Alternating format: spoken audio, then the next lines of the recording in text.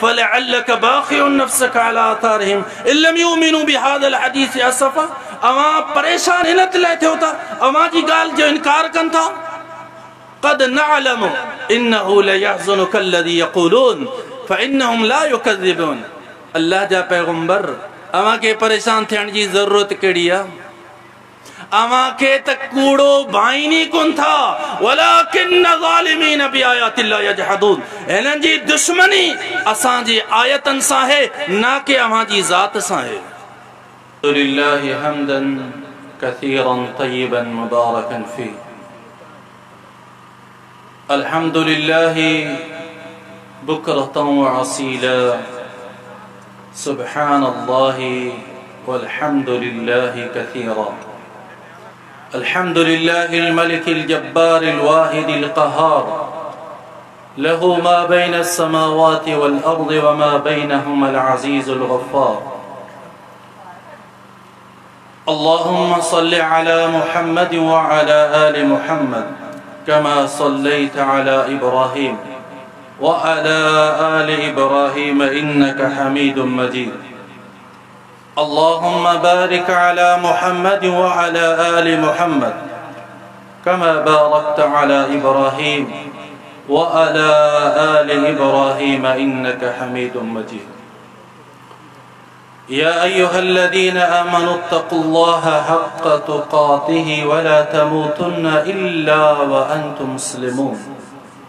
या अय्युहन्नासु इत्तक़ू रब्बकुमुल्लज़ी ख़लक़कुम मिन नफ्सिन वाहिदा व ख़लक़ मिन्हा ज़ौजहा व बस्स मिन्हुमा रिजालन कसीरन व निस्साअ वत्तक़ुल्लाहल्लज़ी तसाअलून बिही वल अर्हाम इन्नल्लाहा कान अलैकुम रक़ीबा। या अय्युहल्लज़ीना आमनु इत्तक़ुल्लाह व क़ूलू क़ौलन सदीदा युस्लिह लकुम अअमालकुम व यग़फ़िर लकुम ज़ुनूबकुम व मन युतिइल्लाह व रसूलहु फ़क़द फ़ाज़ फ़ौज़न अज़ीमा। अम्मा बअद फ़इन्न अस्दक़ल हदीस किताबुल्लाह व खैरल हदी हदी मुहम्मदिन सल्लल्लाहु तआला अलैहि वसल्लम व शर्रल उमूरि मुहदसातुहा फ़इन्न कुल्ल मुहदसतिन बिदअह व कुल्ल बिदअतिन ज़लालह व कुल्ल ज़लालतिन फिन्नार। सुब्हानक ला इल्म लना इल्ला मा अल्लमतना इन्नका अंतल अलीमुल हकीम। रब्बि इश्रह ली सदरी वयस्सिर ली अमरी वहलुल उक़दतम मिन लिसानी यफ़क़हू क़ौली। क़ाल अल्लाहु सुब्हानहु फ़ी मुहकमि तंज़ीलिही बअद अऊज़ु बिल्लाहि मिनश शैतानिर रजीम मिन हम्ज़िही व नफ़्ख़िही व नफ़्ख़िही। बिस्मिल्लाहिर रहमानिर रहीम। वमा अर्सलनाका इल्ला रहमतल लिल आलमीन। वक़ाल जल्ल शअनुहु फ़ी मक़ामिन लक़द मन्न अल्लाहु अलल मुअमिनीना इज़ बअस फ़ीहिम रसूलन मिन अनफ़ुसिहिम यतलू अलैहिम आयातिही व युज़क्कीहिम व युअल्लिमुहुमुल किताब वल हिक्मत व इन कानू मिन क़ब्लु लफ़ी ज़लालिन मुबीन। वक़ाल नबी सल्लल्लाहु तआला अलैहि वसल्लम फ़ीमा रवाहुल बुख़ारी व मुस्लिम अना अनस बिन मालिक रज़ियल्लाहु तआला अन्हु ला युमिनु अहदुकुम हत्ता अकून अहब्ब इलैहि मिन वालिदिही व वलदिही वन्नासि अजमईन औ कमा क़ाल नबी सल्लल्लाहु तआला अलैहि वसल्लम। मुख्तसरन हम्द व सना का बाद तमाम सभिनी अहबाबन जो इंतहाई दिल से शुक्रगुजार हैं। पूरी इंतजामिया अवां जे अचण जो शुक्रगुजार है।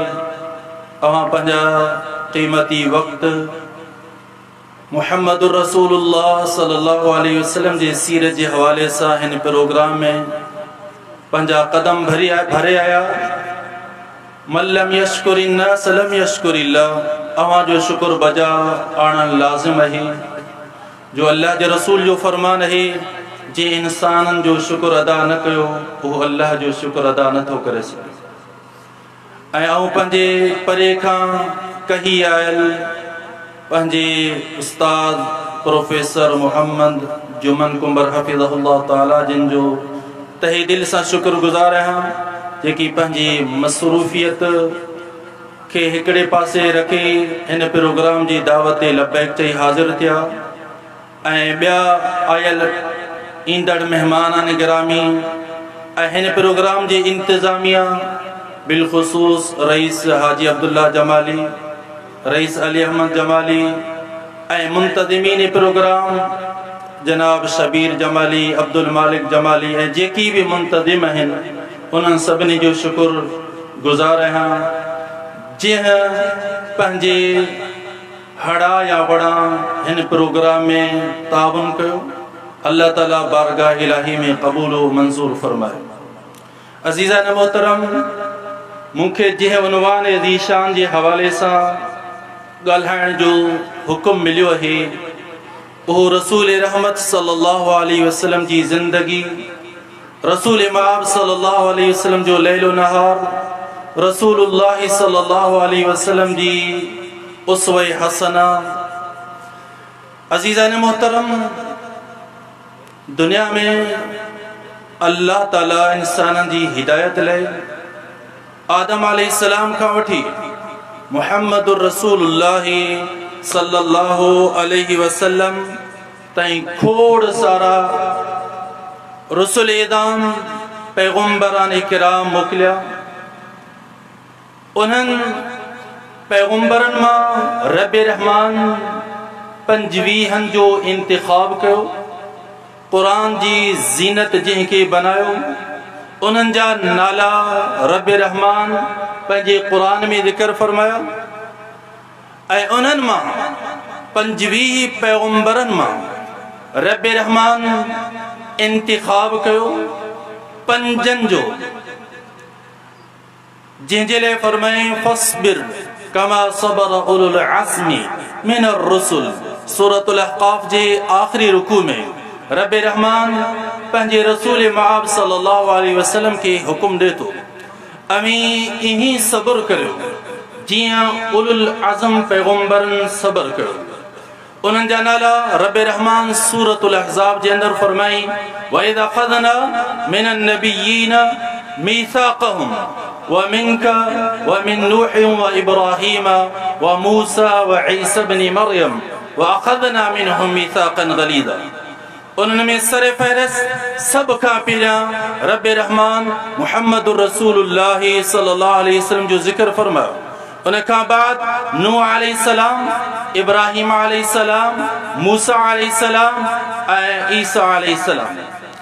उलुल अज़म जी माना जेकॾहिं पुछो था, उलुल अज़म जी माना इंतिहाई बुर्दबार, इंतिहाई हिम्मत वारो, जंहिंजी ज़िंदगी में, जंहिंजे ज़िंदगी जी हर मोड़ ऐं चौराहे ते को भी झोल न अचे, लचक न अचे, हर मुहाज़ ते, हर महाज़ ते पंहिंजी क़ुर्बानी पेश करण ऐं उन खां दुरेग न करण, इनखे रब रहमान उलुल अज़म जो लक़ब ॾिनो। उहे 5 पैगुंबर। उन खां बाद रब रहमान उन्हनि 5 पैगुंबरनि मां इंतिखाब कयो 2 पैगुंबरनि खे। हिक जो नालो रब रहमान सूरतुन निसा जे अंदर फरमाई वत्तख़ज़ल्लाहु इब्राहीम ख़लीला। असां इब्राहीम अलैहिस्सलाम खे पंहिंजो ख़लील मुक़र्रर कयो। ऐं रसूल माब सल्लल्लाहु अलैहि वसल्लम जिन फरमाइनि था इत्तख़ज़नी रब्बी ख़लीला कमा इत्तख़ज़ल्लाहु इब्राहीम ख़लीला। जीअं रब रहमान इब्राहीम अलैहिस्सलाम के पंहिंजो ख़लील मुक़र्रर कयो ऐं मूंखे भी इन्हीअ तरह पंहिंजो ख़लील मुक़र्रर कयो। ख़लील जी माना एक दोस्त, सिर्फ दोस्त न बल्कि उहो दोस्त जेको राज़दान हुजे, जंहिंमां बेवफ़ाई जी का उम्मीद ही न हुजे। हर मोड़ ते, हर चौराहे ते, जिंदगी जे हर लम्हे में सिर्फ ऐं सिर्फ वफ़ा कई हुजे, उनखे ख़लील चइबो आहे। उन खां बाद रब रहमान उन्हनि ॿिनि पैगंबरनि मां बि हिकिड़े जो इंतिखाब कयो ऐं इहो लक़ब आदम अलैहिस्सलाम खां वठी ईसा अलैहिस्सलाम ताईं कंहिंखे बि अल्लाह ताला इन लक़ब सां न नवाज़ियो सिवाय मुहम्मदुर रसूलुल्लाह सल्लल्लाहु अलैहि वसल्लम के। फरमायो वमा अरसलनाका इल्ला रहमतल लिल आलमीन, असां तव्हांखे हिन पूरी कायनात जे हर ज़रे ज़रे लाइ रहमत बनाए मोकिलियो। इन रहमत जो तज़किरो कंदे रब रहमान तव्हां असीं रब रहमान जो ॾींहुं राति नेमतूं इस्तेमाल करियूं पिया। नेमतूं इस्तेमाल कंदे कंदे असांजा ॾंद छणी विया, वार खुसड़ी विया, लेकिन रब जो नेमतूं खुटियूं कोन्हे। लेकिन रब रहमान इन नेमतनि जो तज़किरो सूरतुन नहल जे अंदरि फरमाए थो इन तअद्दू निअमतल्लाहि ला तुहसूहा। अमी मुंहिंजे नेमतनि जो शुक्र बजा आणियो या ॻाल्हि नामुमकिन आहे, लेकिन अमी चाहियो इन्हनि खे ॻणणु 1 2 3 4 5 100 1000 लख करोड़ अरब अमी ॻणे बि नथा सघो, एतिरियूं मूं अवां ते नेमतूं कयूं। लेकिन इहो बि फरमाए वल्लज़ी ख़लक़ लकुम मा फ़िल अर्ज़ि जमीआ, ही जेको कुछ ज़मीन में है सब कुछ अवां लाइ ख़लक़े छॾियो। लेकिन किथे भी रब रहमान इहो कोन फरमायो मूं अवां ते एहसान कयो, मूं अवां ते ही फलाणियूं नेमतूं करे अवां ते एहसान कयो न। लेकिन जॾहिं रसूल रहमत सल्लल्लाहु अलैहि वसल्लम जी वारी आई, रब रहमान अर्श रहमान तां इहो ऐलान फरमायो लक़द मन्नल्लाहु अलल मुअमिनीन इज़ बअस फ़ीहिम रसूलन मिन अनफुसिहिम यतलू अलैहिम आयातिही व युज़क्कीहिम व युअल्लिमुहुमुल किताब वल हिक्मा व इन कानू मिन क़ब्लु लफ़ी ज़लालिम मुबीन। फरमाई मूं तव्हां ते एतिरा एहसान कया, एतिरियूं नेमतूं कयूं, एतिरियूं नेमतूं, लेकिन कॾहिं इन नेमतनि जे तज़किरे कंदे मूं कॾहिं इहा ॻाल्हि कोन फरमाई त मूं अवां ते एहसान कयो। लेकिन अज जॾहिं रसूल रहमत सल्लल्लाहु अलैहि वसल्लम जी बेसत जी बारी आई है, अज आऊं रब रहमान अर्श रहमान खां जिब्रील अमीन खे मोकिले अज यो पैगाम अवां मोमिनन ते पहुचाइण चाहियां थो। अज मूं अवां ते रसूल मआब सल्लल्लाहु अलैहि वसल्लम जे मोकिलण जे करे वॾे में वॾो एहसान कयो। रहमतल लिल आलमीन, अल्लाह जा रसूल सिर्फ इंसाननि लाइ न, सिर्फ अरबन लाइ न, सिर्फ मदीने वारन लाइ न, मक्के वारन लाइ न, हिजाज लाइ न, जजीरतुल अरब लाइ न, पूरी इंसानियत लाइ न, जिनन लाइ न, बल्कि फरमाई वमा अरसलनाका इल्ला रहमतल लिल आलमीन। सिर्फ हिकड़े आलम जो अल्लाह तज़किरो कोन फरमायो, आलम जिन या आलम बशर या आलम समावात न, आलमीन पूरी कायनात में जो कुछ भी है असा रसूल मआब सल्लल्लाहु अलैहि वसल्लम के रहमत बनाए करे मोकिलियो। इन रहमत जा नज़ारा सिर्फ इंसानन न ॾिठा ऐं इंसानन न परखियो, बल्कि पत्थरन भी इन शय जो इज़हार कयो। अल्लाह जा रसूल सल्लल्लाहु अलैहि वसल्लम जिन फरमाया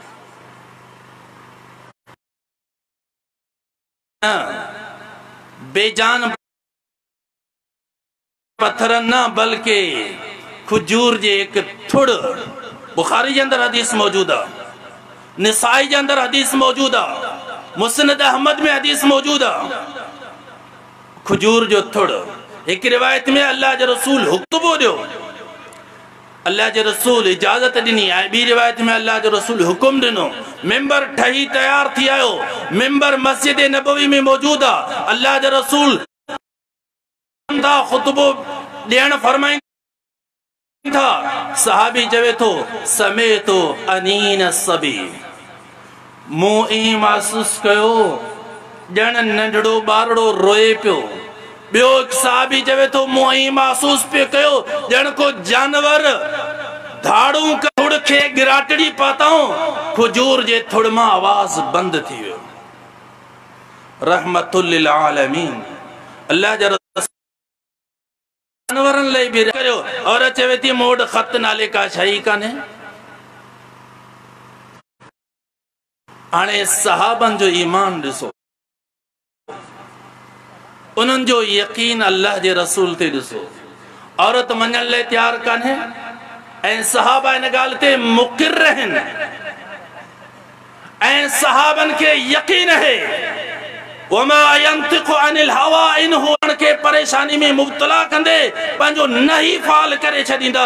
अल्लाह ताला इन हाल खे ॾिसी फरमाए फलअल्लक बाखिउन नफ्सक अला आथारिहिम इन लम युमिनु बिहादल हदीस असफा। अवां परेशान इन लाइ थियो था, अवां जी ॻाल्हि जो इनकार कनि था। क़द नअलमु इन्नहु लयहज़ुनुक अल्लज़ी यक़ूलून फइन्नहुम ला युकज़्ज़िबून। अल्लाह जा पैगंबर अवां खे परेशान थियण जी ज़रूरत कहिड़ी आहे? अवां खे त कूड़ो भाईनी कोन था वलाकिन ज़ालिमीन बिआयातिल्लाहि यजहदून। हिननि जी दुश्मनी असांजी आयतनि सां है, ना के अवां जी ज़ात सां है। हाणे सहाबा अलीउल मुर्तज़ा हैदर कर्रार दामाद मुस्तफ़ा रज़ी अल्लाह ताला अन्हु औरत के ललकारे चवे थो, औरत इहा ॻाल्हि हाजरा इहा ॻाल्हि सम्झ में कान थी अचे जो अल्लाह जा रसूल का ॻाल्हि कनि ऐं इन ॻाल्हि में को शक हुजे शुबहो हुजे ऐं इन ॻाल्हि में कूड़ हुजे। ख़त हवाले करी थी हैदर कर्रार ललकार करे चवण लॻो ख़त हवाले करी थी या तुंहिंजे जिस्म मां कपड़ा तोखे कपड़नि खां बरहना करे तोखे कपड़नि खां आरी करे तलाशी वरती वेंदी। हैदर कर्रार जी ललकार हुजे ऐं औरत ज़ात इन ललकार जे साम्हूं बीही सघे? औरत चवण लगी ऐं औरत ज़ात आहियां, थोरो अमी पासे थियो, ख़त मूंखे गुतिन मां खोले ॾियां थी। ख़त हवाले थियो, ख़त आयो अल्लाह जे रसूल सल्लल्लाहु अलैहि वसल्लम जी मजलिस में। हातिब बिन अबी बल्ता मौजूद आहे, ॿिया सहाबा मौजूद आहिनि। अल्लाह जे रसूल पुछनि था हातिब माजरो छा है, मामलो छा है? हातिब चवे तो अल्लाह जा रसूल अवां जी मोहब्बत दिल में पंहिंजी जाइ ते बरक़रार आहे, ईमान बरक़रार आहे, अल्लाह ते यकीन बरक़रार आहे, लेकिन जंहिं शइ जो ख़ौफ़ हुयो ओ ख़ौफ़ इहो नंढड़ा ॿारड़ा मके में, घरवारा मके में, ऐं मके उन कुरैश जो हलीफ़ बि न आहियां। जेकॾहिं इहा ॻाल्हि हुजे ऐं इहो हमिलो उन कुफ़ार ते थिए ऐं मुंहिंजे उन घरवारनि जो छा थींदो? इन मोहब्बत में गिरफ़्तार थी इहो कमु कयो आहे। उमर रज़ी अल्लाह ताला अन्हु जहिड़ा जलीलुल क़दर सहाबी मौजूद आहिनि, चवनि था दअनी दअनी या रसूल अल्लाह अज़रिब उनुक़ हाज़ल मुनाफ़िक़। अल्लाह जा रसूल इजाज़त अवां जी हुजे, हथ मुंहिंजो हुजे, तलवार मुंहिंजी हुजे ऐं सिसी इन हातिब जी हुजे जे अवां जे राज़ खे इफ़्शा करण जी कोशिश कई। केॾो वॾो उन दौर में जेकॾहिं ॾिसे केॾो जुर्म हुयो ऐं मौजूदा दौर में दुनिया जा क़वानीन खोले ॾिसो। जेकॾहिं दौरान जंग हिकु सिपाही दुश्मन जे सिपाही सां ख़तो किताबत में पकड़ियो वञे, ख़ैर ख़ाई कंदे पकड़ियो वञे, अॼु जा क़वानीन बि इन ॻाल्हि जी गवाही ॾियनि था उन जी सज़ा सिर्फ़ ऐं सिर्फ़ मौत आहे। ऐं इन हातिब जे ख़त जे करे उन्हनि खे इहा ख़बर मिले हा, उहे अॻे तयारियूं करे विया आहिनि हा ऐं मुसलमाननि ते केॾो ग़म आलाम अचे हा, केतिरा मुसलमान शहीद थियनि हा, केतिरियूं औरतूं बेवा थियनि हा, केतिरा ॿारड़ा यतीम बणजनि हा। लेकिन जंहिंखे रब रहमान रहमतुल लिल आलमीन बनाए करे मोकिले, सहाबा परेशान, सहाबा अॻिते वधण लाइ, सहाबा जो गुस्सो गम में गुस्सो हातिब ते, लेकिन अल्लाह जा रसूल सभिनी खे ख़ामोश कराए हातिब जी बेइज़ती न, हातिब जी बुलंदी ऐं फज़ीलत बयान कन पिया। उमर इहा ॻाल्हि पंहिंजी जाइ ते आहे। हिन खां इहो राज़ ही हातिब हो थई जेको बदर जे मैदान में लड़ियो हो। हातिब हो थई जेको बदरिन में जंहिंजो शुमार आहे ऐं बदरिन जे बारे में रब रहमान है इन्नल्लाह तआला अहले बदरिन फ़क़ाल अमलु मा शी मोहब्बत अल्लाह जे रसूल सां। ऐं उन्हनि जी इहा दिलि कीअं चवंदी अल्लाह जे रसूल खां बदिलो वठनि ऐं इहा ॻाल्हि मुमकिन ई न हुई जो अल्लाह जे रसूल कंहिंखे तकलीफ़ पहुचाई हुजे, लेकिन पेश कनि था। अल्लाह जे रसूल सल्लल्लाहु अलैहि वसल्लम जे मोहरे नबूवत सां चंबड़ी वञे थो ऐं गिराटड़ी पाए उन मोहरे नबूवत खे चुमियूं ॾियण लॻे थो।